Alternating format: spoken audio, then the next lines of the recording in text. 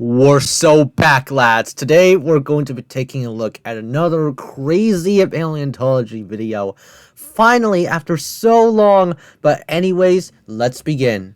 Dinosaurs might get most of the glory in museums and on screen. However, when dinosaurs roamed the Earth, it was still a bit of a blip compared to the entire time of the planet has been around. I mean, non-avian dinosaurs existed for around 165 million years, while the Earth's age is over 4.5 billion years, so I guess you're right on that one. There are more gigantic, toothy, and winged creatures that existed way back when that are straight up terrifying. Okay, so this Gorgonopsid did indeed live before the dinosaurs.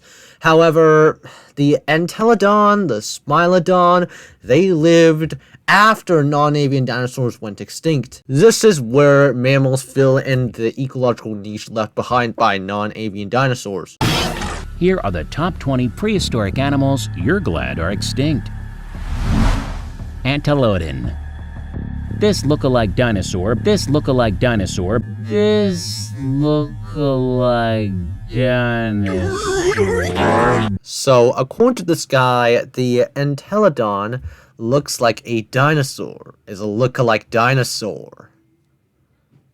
That's like saying a tiger is a lookalike crocodile. A giant wildlife species was a familiar typical entelodont. With a large, bulky body, slender legs, and long snout, Entelodon had complete eutherian detention. Also, it's pronounced as Entelodon, not whatever brain rot that this guy conceived. It had only 2 toes on each foot, and its legs were built for fast running. Its long, wide head was supported by a robust, short neck, and its cheekbones were greatly enlarged and protruded noticeably from the sides of the head. Okay, this is correct, but keep in mind that Entelodon is number 20 in this list.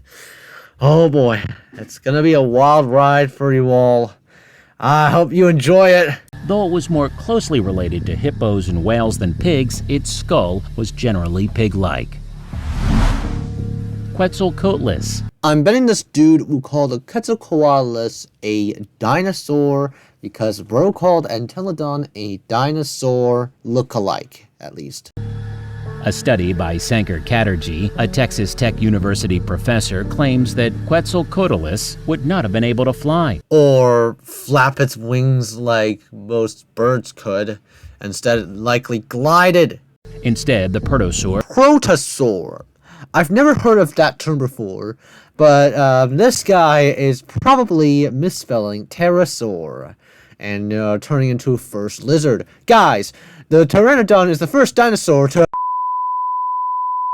It seems like the brain rot has gone into me as I call Pteranodon a dinosaur when in fact Pteranodon is a pterosaur. Would soar and glide in a similar fashion as the albatross. Recent studies have estimated Quetzalcoatlus to weigh around 200 to 250 kilograms. They are huge, the size of a giraffe or a small plane that has a beak that is a massive 2.5 meters long. This guy's video, this pace is way too fast. Is this for audience retention? Because I'm not even keeping up with whatever is happening right now. So it's large enough to eat humans, at least children, teens, and small adults. Now, here's the thing. Would the neck itself be able to hold the weight of a real person just being gulped inside the Quetzalcoatlus? Because I don't think so. Liopleurodon. Despite needing to breathe air, Liopleurodon spent its entire life at sea and was unable to leave the water. Of course, it's the Walking with Dinosaurs 25-meter-long Liopleurodon. Well, at least it's a Liopleurodon and not a Jurassic World Mosasaurus. Consequently, it would have given birth to its young alive. Are you saying that the Liopleurodon gives birth like a mammal? Or does it lay an egg, which is the correct one? Or does it lay a tadpole? And may have visited shallower water to breed. Until recently, the longest confirmed adult specimen was 18 meters. Okay, not as crazy as the 25-meter-long Liopleurodon, but still incredibly ridiculous. It's around 6 point something meters long, from what I remember. Around like 6.3. Some paleontologists believe that it was rather swift in the water and could possibly swim as fast as a shark, which is about 25 miles per hour. Then, of course, this guy showed the Jurassic World Mosasaurus. I have no words. Nothing. Which is about 5 times faster than the fastest human swimming speed of 5 miles per hour. Phorusrhacidae. Phorusrhacidae. Don't need the aha insert into it. This terror bird ranged in height from 1 to 3 meters. Most Phorusrhacids. That is a hybrid of a Phorusrhacid and a dromaeosaur from Jurassic Park specifically. This is not a genuine Phorusrhacid. Were very fast runners. All members possessed a large, sharp beak, a powerful neck, and sharp talons. I feel like the Phorusrhacids, the terror birds, they mostly just use their legs to run, and as well as using their beak to kill and dispatch their prey.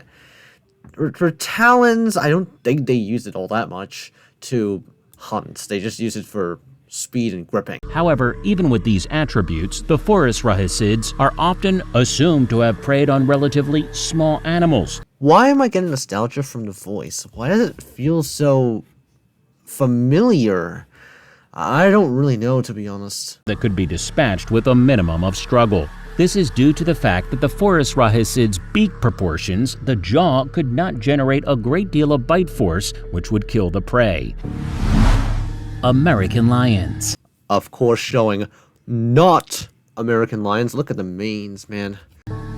Along with short-faced bears, these lions were the biggest predators that were preserved in the La Brea tar pits. They went extinct about 13,000 years ago, around the same time as the mammoths and other large animals they would have preyed upon. So, from what I could find, American lions went extinct around 12,800 years ago, so I guess that is acceptable.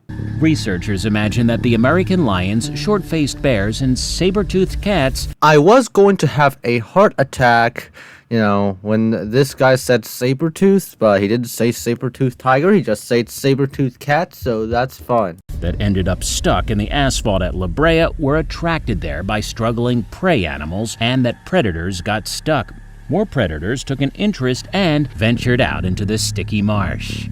This is known as a predator trap, in which prey dies, predator is attracted, tries to scavenge, they get stuck, they die. And then the predators, afterwards, they get attracted, they die as well, because, they get stuck, and then it just goes on and on and on and on and on.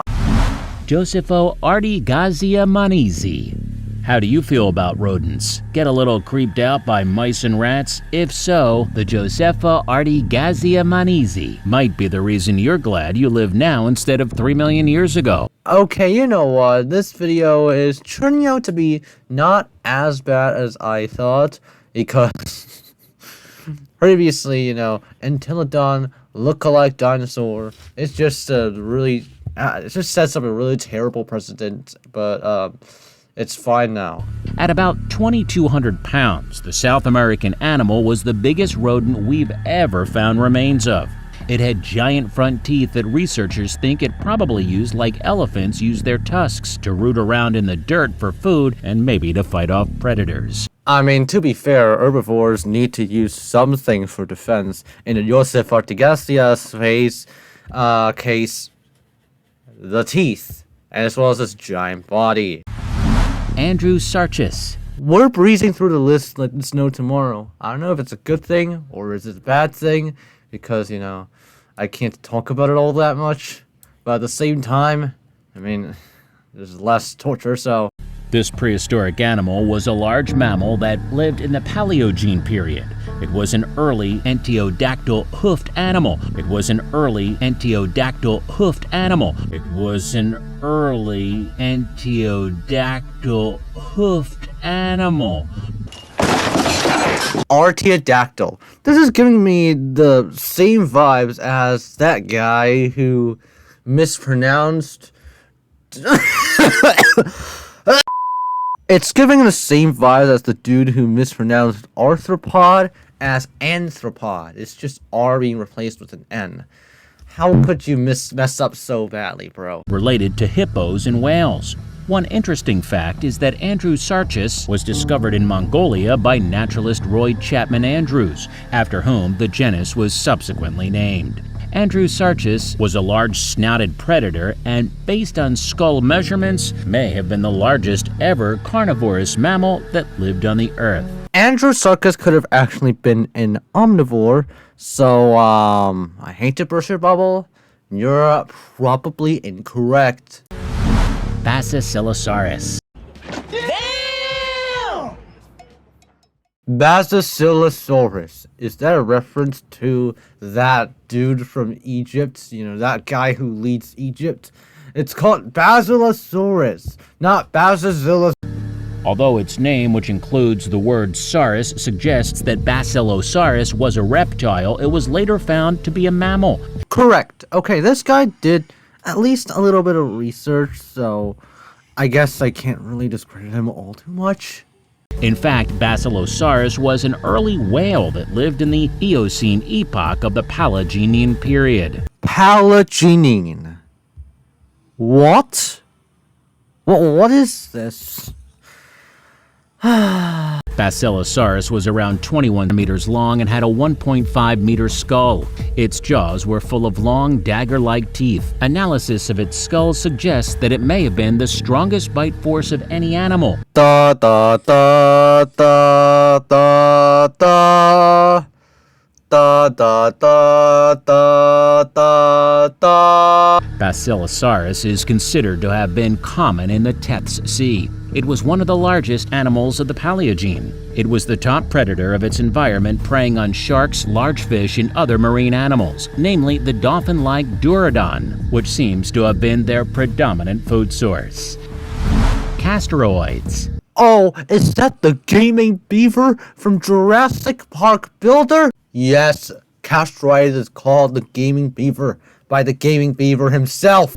It was a 2.5 meter long giant beaver. Larger ones can reach 2.2, however, 2.5 meters, I think it's plausible thanks to gigantism. That lived in North America during the Pleistocene epoch. It is the largest beaver ever to have lived, but it had a small brain in proportion to its body size and may not have been as smart as its modern-day counterpart.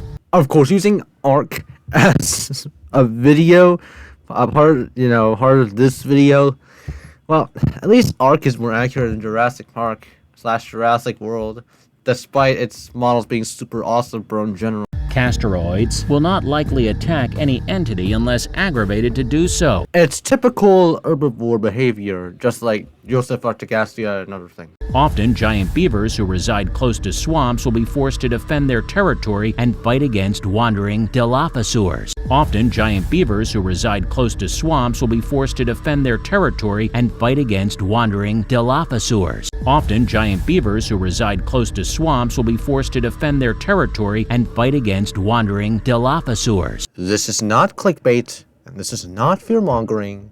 This guy thinks that the Castoroides, the gaming beaver, fought against Dilophosaurus that lived during the early Jurassic.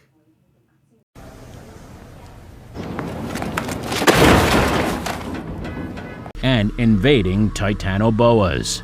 Okay, now this isn't as ridiculous as fighting off Dilophosaurs, because the Titanoboa and the Castoroides both lived in the Cenozoic, but why is this guy making things up? Sometimes they can even be grouping up against larger predators like Carnos and swarms of smaller predators like raptors and terror birds.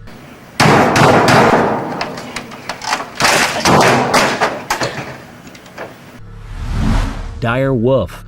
Another big predator that's commonly found in the La Brea tar pits, this wolf series was about the same length as the modern gray wolf, but it weighed quite a bit more, as much as 175 pounds. Okay, you're technically correct, but 175 pounds is more of an upper estimate, so...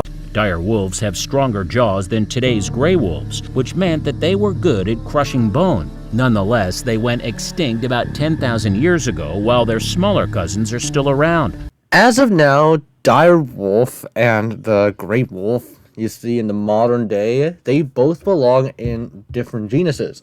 The modern gray wolf is part of the Canis genus, while direwolf is part of the Anasayan genus. Gray wolf populations have found a comeback in recent years thanks to reintroduction programs in places like Yellowstone National Park. You'll be amazed to know the most amazing top 10 prehistoric kingdom list, and here we go. Opabinia. I'm guessing this guy swapped the pronunciation of B with the pronunciation of P, and it turns from Opabinia to Opabinia. Fair enough, I guess. Some creatures seem pretty creepy, even though they're not enormous like this 3-inch arthropod. Oh, this guy pronounced arthropod as an arthropod and not an anthropod. Good on this guy. Okay. Opabinia was a flat-bodied swimmer with 5 eyes and 30 swimming fins and a long tube sticking off the front of his face, with what looks like a Venus flytrap on the end. It probably stuck that long tube down into the sandy seabed to catch worms. Opabinia lived in the Cambrian explosion. So, Opabinia is just... There are a whole ton of worms and diversification, as well as things like Hyaenodon. There's some stuff resembling fish, there's some stuff resembling worms. Life was diversifying really fast during that period. Glyptodon. It was a giant armadillo of the Pliocene and Pleistocene epochs, with a shell that was around 1.5 meters in length. Okay, so first of all, you said 1.5 meters in length, but the text showed 1.8 meters for some reason. And second, it's not really measuring the Glyptodon's shell length in the video. Although, to be fair, the Glyptodon is always moving in that video.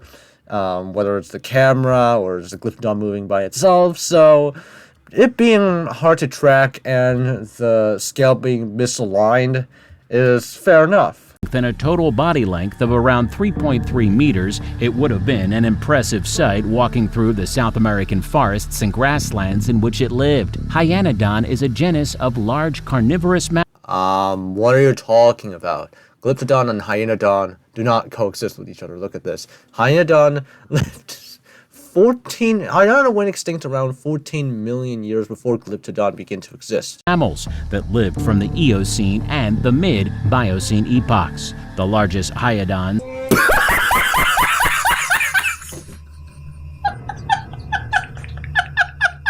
were among the largest predators of their time. Ichthyosaurus.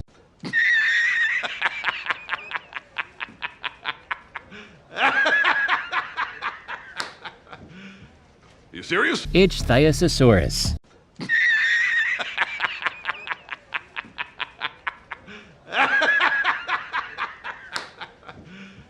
You serious? Ichthyosaurus.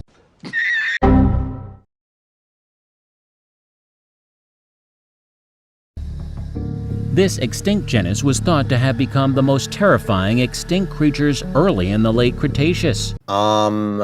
The Ichthyosaurus lived in the early Jurassic.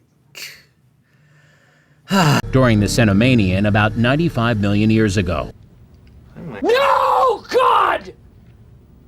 No, God, please, no! No! No! No! The Ichthyosaurus thus would have disappeared much earlier than other larger Mesozoic reptile groups that generally survived until the end of Cretaceous. Mary Anning has been credited with the first discovery of Ichthyosaur fossils. Allosaurus had never seen such bullshit before. Although this is not entirely true, she did help to discover the first specimen of Ichthyosaurus to be known by the scientific community of London. You know, every time this guy butchers the Ichthyosaurus pronunciation in such a horrific way, I just get a brain aneurysm and lose one brain cell. How many brain cells have I lost? 5? Epicyon. Before dire and grave wolves roamed North America, an even bigger member of the canine family, in fact, was here.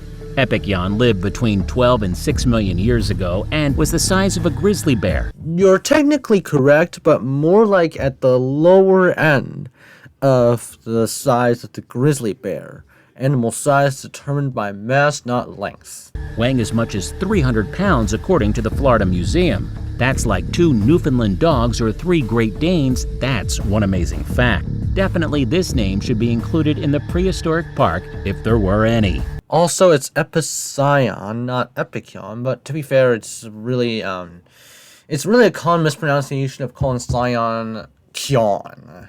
I mean, this is English after all. Moschops. They were heavily built plant eaters, and they may have lived partly in water as hippopotamuses do. Which, okay. That is fine by its own. They have short, thick heads that might have competed by headbutting each other. With a versatile palate and tough teeth, Moschops can be tamed for a unique ability. It's based off of Ark? This is just...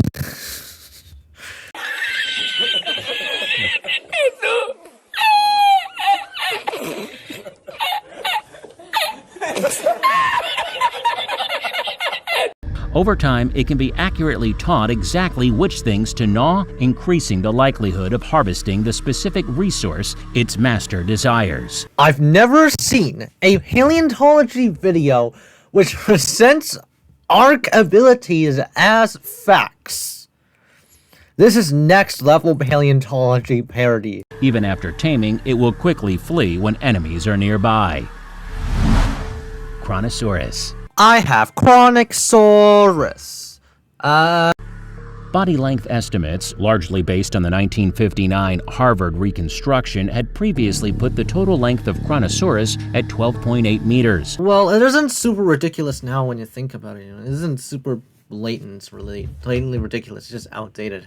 However, more than recent studies comparing fossil specimens of Kronosaurus to other pliosaurs suggests that the Harvard reconstruction may have included too many vertebrae, exaggerating the previous estimate, with the true length probably only 9 to 10.9 meters. But of course, the text decides to be a boomer and just makes it 9.10 meters instead of 10.9 meters. Their teeth exceed 7 centimeters in length, 12 centimeters crowns. However, they lack carinae and the distinct trihedral of Pliosaurus and Liopleurodon teeth. Megatherium. You know, this video would have been actually okay if this guy just omitted all of these very common avoidable errors. Some unavoidable errors including outdated things. These can be excused. But Moschops' arc ability, the Castoroides facing Dilophosaurus, that is just why. It was a giant ground sloth that lived in South America from the Pliocene to the end of the Pleistocene, thought to have weighed up to 4 tons and being 6 in length. 6 what in length? Also, assuming this is inches. It was one of the biggest animals of its day. Megatherium. You pronounced it fine before. I swear this guy is making up these crazy mispronunciations on the same level as the scary tourist. Actually, not really the same level, but close enough. Had large claws, which may have been used for burrowing rather than for climbing. This huge, hornless rhino lived during Oligocene epoch.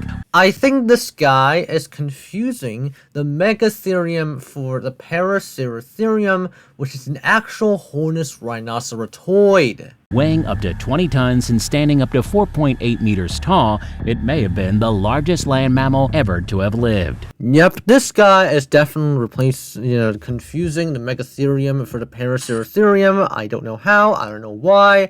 It just... Smilodon.